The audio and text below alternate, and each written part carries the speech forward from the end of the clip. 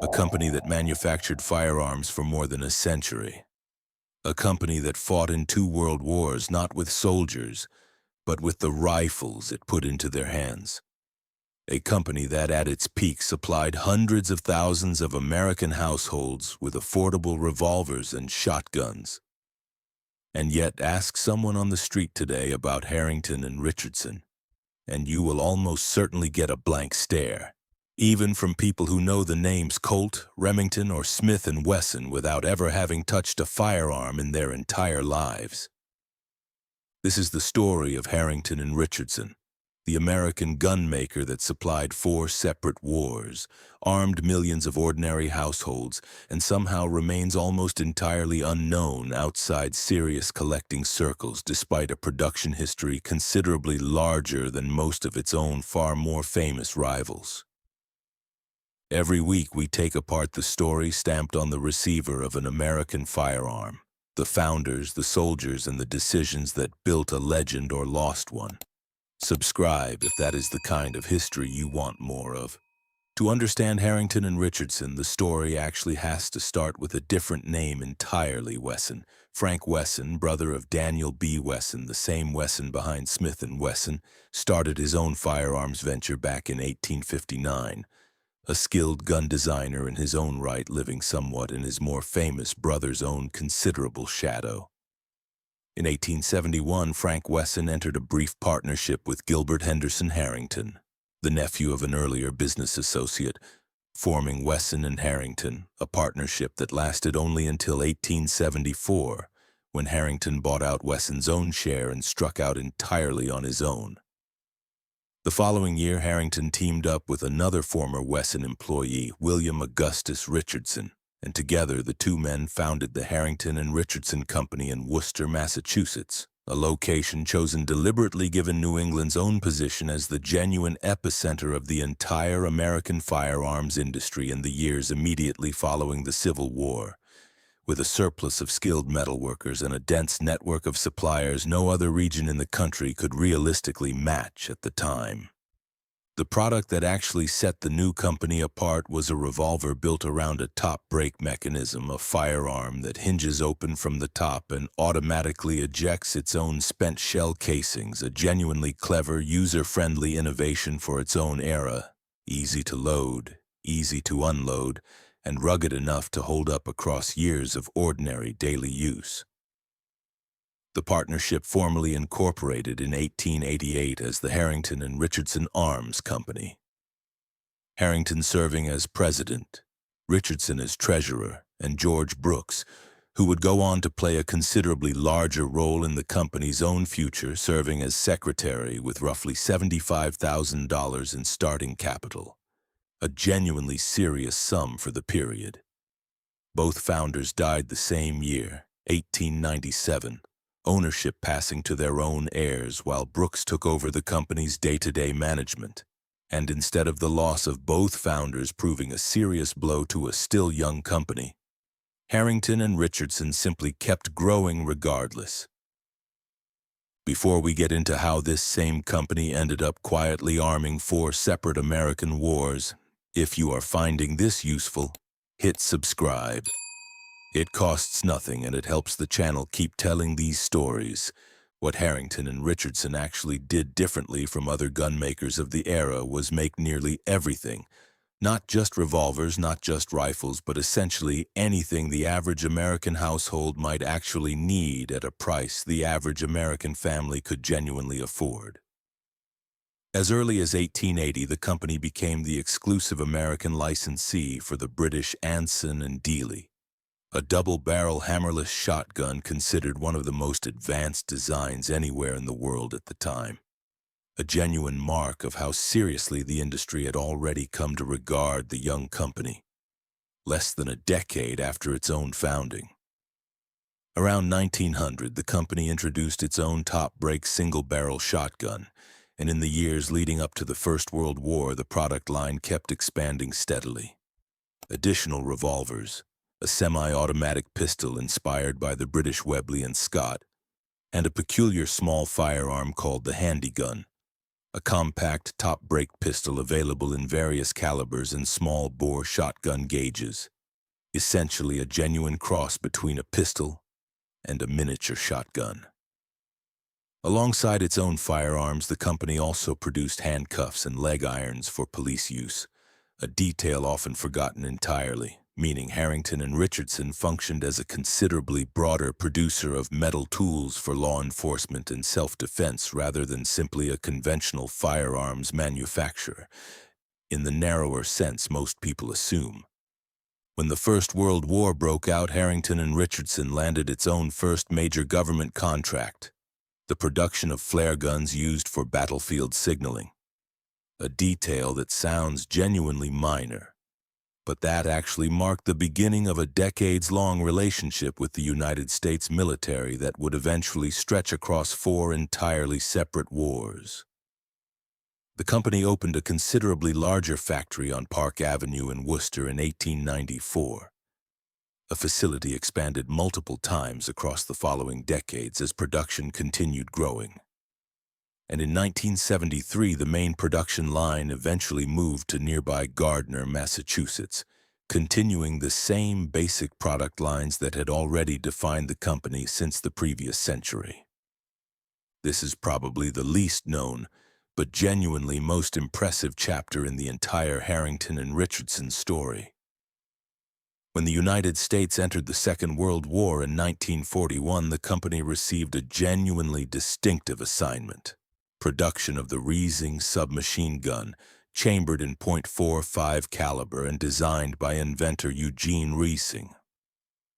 The Reising system was, technically speaking, a genuinely clever design, a delayed blowback weapon firing from a closed bolt, which made it considerably more accurate on paper than conventional slam-fire submachine guns like the famous Thompson. In practice, the story played out considerably differently. The Reising's own tight manufacturing tolerances caused genuine functioning problems whenever the weapon went uncleaned or found itself operating in dirty, wet field conditions. A real liability given that Thompson production was already earmarked for the Army and for Lend-Lease shipments to other Allied nations, leaving the Marine Corps, which badly needed submachine guns of its own, to make do with the Reising instead, issued in both a conventional woodstock version and a folding metal stock variant. Reising saw combat on Guadalcanal, one of the most notorious jungle battlegrounds of the entire Pacific War. And there, the weapon's own genuine weaknesses became painfully clear. The mud, humidity, and sand of the jungle making it nearly impossible for Marines to keep the gun clean enough to function reliably under actual combat conditions. The Marines received their own last Reisings in 1943, after which the weapon was withdrawn from frontline use entirely as more Thompsons and M1 carbines finally became available in sufficient numbers. It stands as a genuinely telling detail that Harrington and Richardson's own first major military weapon was, simultaneously, a real feat of engineering and a genuine practical disappointment, a lesson the company appears to have carried directly into the following decades of continued military contract work. Alongside the Reising, the company also produced a .22 caliber training rifle for the Marine Corps during the same war, known as the Leatherneck, a considerably less glamorous weapon but genuinely essential for training thousands of recruits who needed somewhere to actually learn marksmanship fundamentals before ever touching a genuine combat weapon. Then came the Korean War, and this is genuinely where the story becomes even more remarkable. On April 3, 1952, Harrington and Richardson received a contract to produce a genuinely staggering 100,000 M1 Garand rifles, the standard issue rifle of the United States Army. A design this channel has already covered from John Garand's own perspective in considerable detail. 2 months later, a second order followed for an additional 31,000 rifles, a genuinely substantial commitment that placed the company, alongside International Harvester, as one of only 2 major commercial contractors actually producing Garands during the entire post-war period. Unlike International Harvester, which struggled considerably with an inconsistent hodgepodge of parts sourced from various separate subcontractors, Harrington and Richardson manufactured its own barrels for the overwhelming majority of its own production run, and collectors today generally consider Harrington and Richardson built Garands among the best fitted and best finished examples of the entire design ever actually produced by any manufacturer. In a genuinely ironic twist, the armistice ending the Korean War was signed in July of 1953, and the first deliveries from the company's own Garand order arrived only shortly afterward, meaning hundreds of thousands of rifles effectively reached American forces too late for the specific war they had actually been built to fight in. Some examples reportedly kept afterward purely as training material to teach the company's own inspection crews how to identify machining flaws on the design. Even so, the contracts kept arriving regardless. Harrington and Richardson continued Garand production through 1956, ultimately manufacturing a total of 428,600 rifles. And even after regular production ended, the company's own connection to Garand's design continued still further, receiving a later contract to rebuild 50,000 M1 rifles converted to 7.62 mm NATO caliber for use by the United States Navy specifically. In 1954, the company went a step further still, contracted to conduct an engineering study for producing 500 units of the T-48, the American test version of the Belgian FN FAL rifle, at the time a serious contender to actually replace the Garand as the Army's own standard-issue rifle, with Harrington and Richardson serving as the exclusive manufacturer of this specific American test variant. The Army ultimately chose a different path, adopting its own Garand-derived design instead, the T-44, officially designated the M14 in 1957, and among the three companies awarded production contracts for that same new rifle, alongside Springfield Armory and Winchester, was Harrington and Richardson once again, manufacturing M14 rifles for the Army between 1959 and 1964.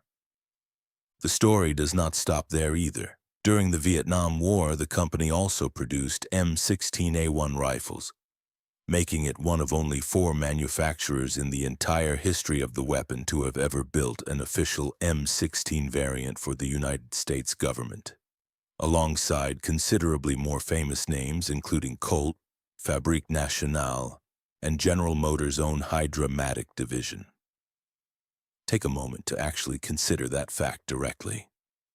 A company originally founded to sell affordable revolvers to ordinary civilians ended up as one of only 4 manufacturers of the most iconic American combat rifle of the entire 20th century. Present from flare guns in the trenches of 1918 through M16s in the jungles of Vietnam, war after war, almost entirely without anyone outside the industry itself ever really noticing. While Harrington and Richardson kept landing these genuinely impressive military contracts, the company's actual bread and butter always remained the ordinary American consumer rather than the government itself. The company never chased the premium end of the civilian market, never attempted to compete directly with the pricier, more prestigious firearms its own rivals offered, instead pursuing a deliberate strategy built entirely around volume and affordability. Solid, no-frills revolvers, break-action shotguns, and rifles that consistently undercut nearly everything the competition actually had to offer at comparable quality.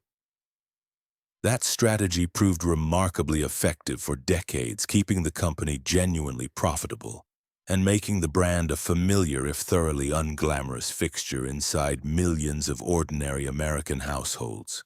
A revolver in the nightstand drawer, a shotgun in the rack by the back door. Simply the reality for generations of American families who never gave the brand's own name a second thought.